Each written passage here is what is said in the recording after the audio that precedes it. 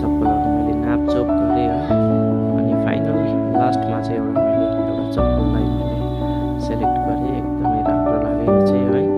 अनि यो चप्पल सेलेक्ट गरेर भइहाल्यो, प्याकिङ सेकिङ गरिदियो है। अनि यो चप्पल किनेर चाहिँ निनहरूले बिलिङ सेलिङ गर्यो, मार्केट पनि सकिसकेको थियो है।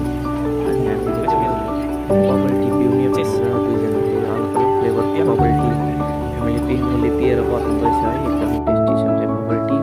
अनि हामी चाहिँ अब मार्केट सकेर उसले झोला बोकिरहेको छ अत्रो है। नानीको अलिअलि जाडोको लुगाहरू अनि मेरो स्लिपरहरू।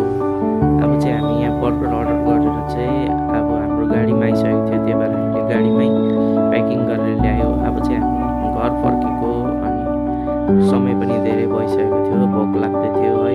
अनि भेज बर्गर खाँदैछ, एकदमै टेस्टी छ अरे बर्गर है, उसले भन्दैछ।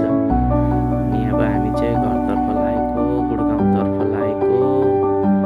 अनि मैले पनि बर्गरलाई मैले सानो टेस्ट गरेँ है, एकदमै मिठो रहेछ। अनि भोक पनि लागिसकेको थियो।